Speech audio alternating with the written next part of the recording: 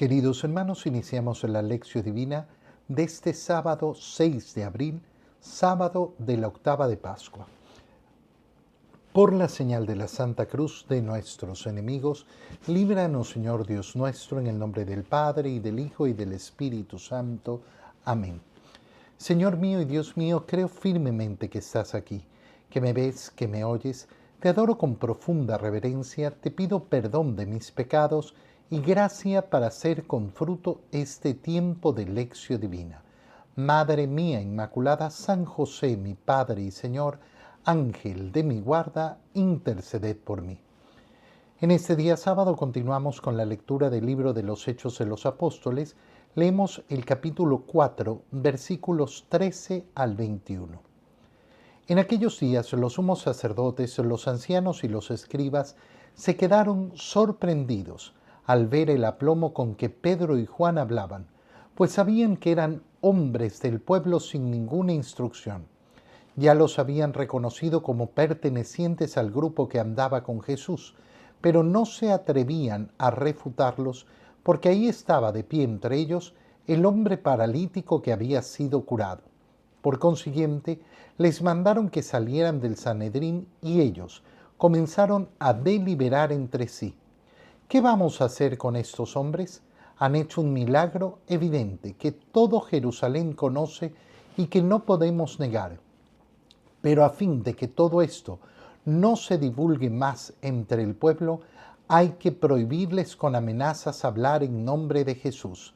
Entonces mandaron llamar a Pedro y a Juan y les ordenaron que por ningún motivo hablaran ni enseñaran en nombre de Jesús. Ellos replicaron: digan ustedes mismos si es justo delante de Dios obedecerlos a ustedes antes que a Dios. Nosotros no podemos dejar de contar lo que hemos visto y oído. Los miembros del Sanedrín repitieron las amenazas y los soltaron, porque no encontraron la manera de castigarlos, ya que el pueblo entero glorificaba a Dios por lo sucedido. Palabra de Dios. Continuamos entonces hoy día con esta escena que ha comenzado con la curación, con la sanación de este paralítico. Y Pedro y Juan han sido encarcelados, han sido puestos en la cárcel durante una noche para después ser convocados ante el Sanedrín. El Sanedrín, ese consejo de ancianos, y los escribas, los sumos sacerdotes, los reciben y se quedan sorprendidos, nos dice el libro de los Hechos de los Apóstoles. ¿Por qué? Porque veían el aplomo con el que Pedro y Juan hablaban. ¿Y por qué les sorprende este aplomo? Bueno, les sorprende porque saben que son hombres del pueblo sin ninguna instrucción. Y este es un dato sumamente importante en el inicio de la iglesia.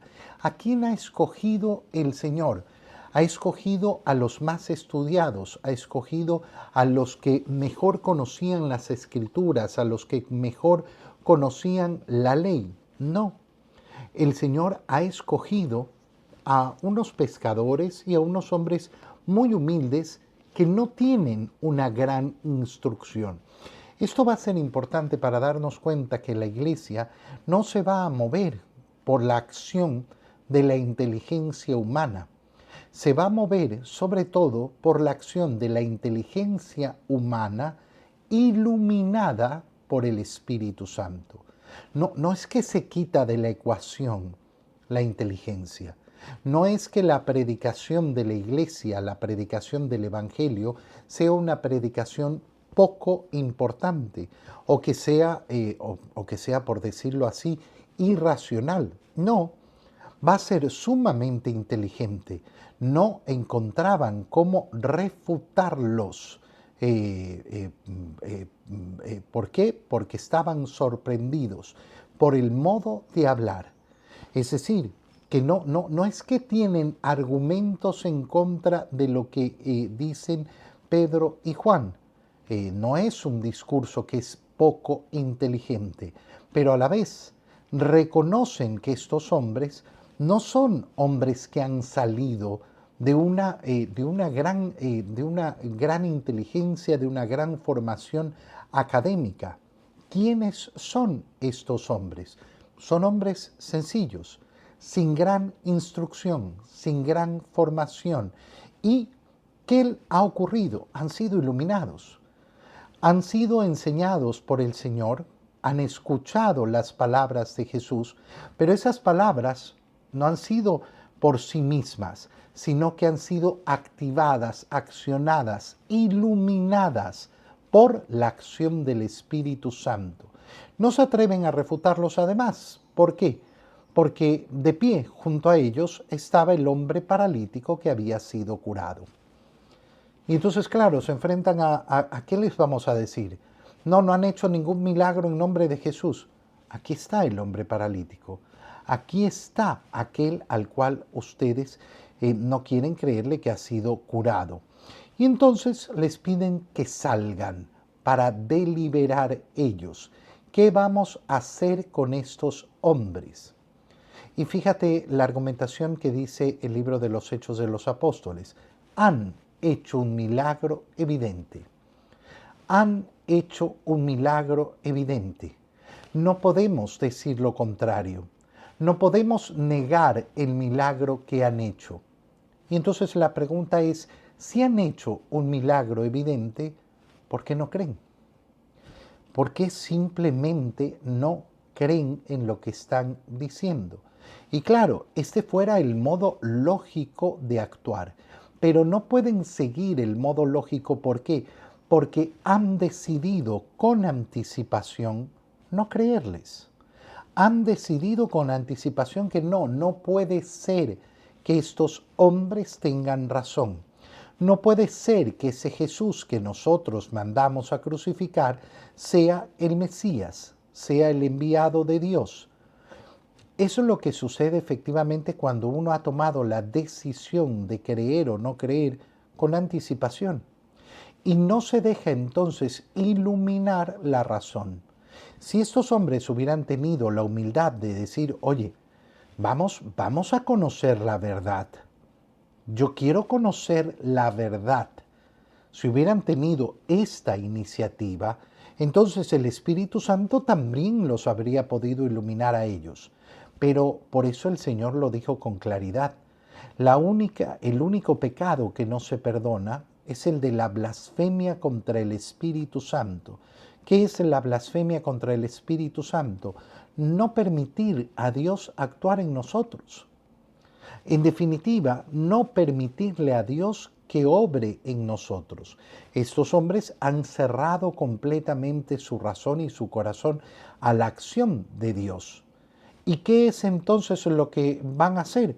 Simplemente negar la posibilidad de que puedan llegar a creer. Hay que prohibirles entonces con amenazas hablar en el nombre de Jesús. Ese es el modo en que podemos actuar. Los mandan a llamar a Pedro y a Juan y les ordenan que no hablen, que no enseñen en el nombre de Jesús. Y ellos, ¿qué es lo que replican? Y esto es maravilloso. Digan ustedes mismos si es justo delante de Dios obedecerlos a ustedes antes que a Dios. Y no se puede obedecer a ningún hombre antes que a Dios. Y ellos, el Sanedrín, los sumos sacerdotes, los escribas, lo saben perfectamente. No es algo de lo cual quede duda. Ay, no, es que en este caso a nosotros, no. Nosotros no podemos dejar de contar lo que hemos visto y oído. Obedecer a Dios es decir la verdad, no mentirás. Y por tanto, los apóstoles lo que les están diciendo a todos estos hombres, a todo este Sanedrín es, nosotros no vamos a callar la verdad, no vamos a quedarnos callados. Hemos conocido la verdad, la hemos escuchado con nuestros oídos y no vamos a dejar de decirla. Entonces los vuelven a amenazar, pero los soltaron. Los soltaron, ¿por qué? Porque no hallaban la forma de castigarlos. Y el pueblo entero glorificaba a Dios por lo sucedido. En el Evangelio leemos el Evangelio de San Marcos, capítulo 16, versículos 9 al 15. Habiendo resucitado al amanecer del primer día de la semana, Jesús se apareció primero a María Magdalena, de la que había arrojado 7 demonios. Ella fue a llevar la noticia a los discípulos, los cuales estaban llorando, agobiados por la tristeza. Pero cuando lo oyeron decir que estaba vivo y que lo había visto, no le creyeron. Después de esto se apareció en otra forma a 2 discípulos que iban de camino hacia una aldea. También ellos fueron a anunciarlo a los demás, pero tampoco a ellos les creyeron. Por último se apareció Jesús a los 11, cuando estaban a la mesa, y les echó en cara su incredulidad y dureza de corazón, porque no les habían creído a los que lo habían visto resucitado. Jesús les dijo entonces: vayan por todo el mundo y prediquen el Evangelio a toda criatura. Palabra del Señor. San Marcos, como siempre, es sumamente conciso, breve en el relato de su Evangelio y nos resume de una manera maravillosa lo que hemos venido leyendo a lo largo de toda esta semana. Recuerda que estamos viviendo ese gran domingo que empieza con la resurrección del Señor hasta el siguiente domingo, que es el día de mañana en que celebramos la misericordia divina. Y durante todo este gran domingo lo que hemos contemplado es aquello que ocurrió el primer día de la semana, cómo nos van describiendo los distintos evangelios aquello que ocurrió el día de la resurrección. Y nosotros ya sabemos que María Magdalena fue la primera en ir a la tumba. Sabemos cómo fueron Pedro y Juan hacia la tumba y la encontraron como ella había dicho. Hemos leído el episodio de los discípulos que iban camino de Maús y cómo reconocieron al Señor no cuando caminaban con Él, no cuando les explicó las Escrituras, sino en la fracción del pan. Bueno, San Marcos, ¿qué es lo que hace? Nos resume todo esto. Habiendo resucitado al amanecer del primer día de la semana. Primera cosa importantísima, primera frase que nos dice sobre la resurrección. Ha resucitado, ¿cuándo? Al amanecer del día domingo, que lo menciona como el primer día de la semana porque en ese momento no se llama todavía domingo. Se va a mencionar por primera vez como domingo en el libro del Apocalipsis y la forma de llamarlo domingo es algo que nace en la iglesia. Jesús se apareció primero a María Magdalena y nos da una información de quién es María Magdalena, una de la cual había arrojado 7 demonios. Muchas veces se quiere comparar a María Magdalena con aquella mujer adúltera que querían apedrear y que le preguntan a Jesús: debemos apedrearla, el que no tenga pecado, que tire la primera piedra. Pero nunca se menciona que esa mujer sea María Magdalena. De María Magdalena sabemos esto, que de ella se han arrojado 7 demonios. Otros quieren decir que María Magdalena es María, la hermana de Marta, la hermana de Lázaro, al cual el Señor ha resucitado. De esto podría efectivamente argumentarse más a favor de esto. Pero al final nos queda siempre esa interrogante. ¿Qué es lo que sabemos con certeza? Lo que acabamos de escuchar de San Marcos, que María Magdalena era aquella de la cual Jesús había arrojado no 1, no 2, sino 7 demonios. Ella ha ido a llevar la noticia a los discípulos, los cuales estaban llorando agobiados por la tristeza, pero cuando la oyeron decir que estaba vivo, no le creyeron. Después vienen los 2 discípulos que iban de Maús. San Marcos nos dice que iban camino hacia una aldea. No nos especifica, como nos especifica San Lucas, el lugar hacia donde se dirigían. Y también ellos van a anunciarlo a los demás, pero tampoco les creyeron. Y entonces se les presenta Jesús. Apareció Jesús a los 11, cuando estaban a la mesa, ¿Y qué hace el Señor? Según San Marcos, lo que hace es echarles en cara su incredulidad y dureza de corazón. ¿Por qué? Porque no le habían creído a los que lo habían visto resucitado. Entonces este evangelio se vuelve un evangelio verdaderamente precioso. ¿Por qué? Porque ¿qué van a tener que hacer los discípulos? Vayan por todo el mundo y prediquen el evangelio a toda criatura. Señor, pero no nos van a creer. Así es. Ustedes tampoco creyeron a los que les envié a anunciárselo. Ustedes tampoco creyeron. ¿Y esto qué implica entonces? Implica cómo el Señor les ha enseñado a los discípulos a través de estos primeros mensajeros a ser pacientes en la predicación del Evangelio, a aceptar el hecho de que muchos van a creer, pero otros muchos no van a creer. Y siempre habrá esa libertad. No, es que todos tienen que creernos. No, mira, ustedes no le creyeron a María Magdalena. Ustedes no le creyeron a esos dos discípulos a los cuales me les aparecí. Ustedes mismos han vivido esa incredulidad. ¿Y eso qué va a tener como consecuencia? Que la predicación de la iglesia va a tener que realizarse con paciencia. Piensa lo importante que es esto cuando las personas sufren porque sus familiares, sus hijos, su esposo, su esposa, quien sea, sus amigos, no aceptan la palabra del Señor.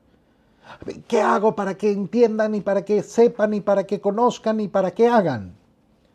Rezar por ellos en primer lugar y tener mucha paciencia porque no voy a obligar a nadie a creer, porque efectivamente tengo que pedir esa acción del Señor, esa acción que va a llevar a la verdadera corrección. Por eso le saca en cara el Señor su incredulidad y dureza de corazón. ¿Qué significa? Significa que efectivamente el que no cree no es simplemente que no cree y no cree, tiene duro el corazón, es incrédulo. Esa no es una acción buena, pero no por eso se lo va a obligar. Y hay que entender que hay esa dureza de corazón y que entonces yo tengo que atacar esa dureza de corazón. Piénsalo de este modo. ¿Cómo ataco a un corazón duro? ¿Acaso queriendo obligarlo? ¿Acaso queriendo ser duro como él? No, es que yo quiero, yo te voy a obligar. Entonces no voy a lograr absolutamente nada. El corazón duro no se ataca con dureza. El corazón duro se trabaja con docilidad, con cariño, con amor. Así es como vamos a atacar ese corazón duro. Y por eso qué hermoso es cómo el Señor primero les ha enviado a estos discípulos, a María Magdalena, a los discípulos que iban de camino de Maús. Les han anunciado y ellos no han querido creer. Y ahora que han vivido esto, vayan por todo el mundo y prediquen el Evangelio ¿a quién? A toda criatura. ¿Cuál es la labor que tenemos que realizar? Esta, que todo el mundo conozca al Señor, que todo el mundo haya escuchado el Evangelio. Y no nos podemos agotar de predicar el Evangelio. Pero el Señor no dice en ningún momento, vayan por todo el mundo y obliguen a todos a creer. No, esa no es la misión. No es obligar a nadie. Es predicar el Evangelio y el Evangelio se predica con inmenso amor y paciencia. Te doy gracias, Dios mío, por los buenos propósitos, afectos e inspiraciones que me has comunicado en este tiempo de lección divina. Te pido ayuda para ponerlos por obra. Madre mía Inmaculada, San José, mi Padre y Señor, Ángel de mi guarda, interceded por mí. María, Madre de la Iglesia, ruega por nosotros. Queridos hermanos, os reciban mi bendición en el nombre del Padre, y del Hijo, y del Espíritu Santo. Amén. Un feliz día para todos.